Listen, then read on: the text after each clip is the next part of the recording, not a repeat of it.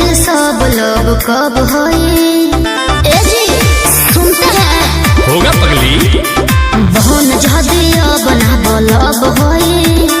सूत गई सब लोग कब होई।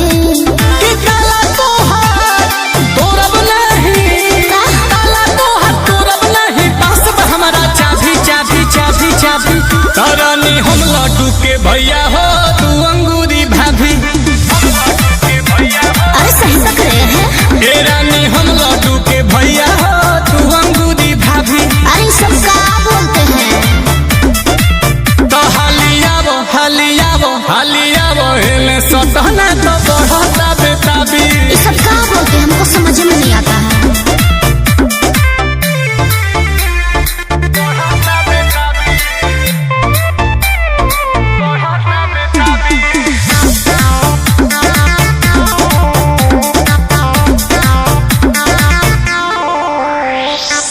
कभी से कभी कभी प्यार करते हैं हमसे सौतेला व्यवहार करते हैं।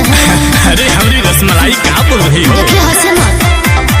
सभी से कभी कभी प्यार करते हैं हमसे सौतेला व्यवहार करते हैं। जैसा सोचती है आप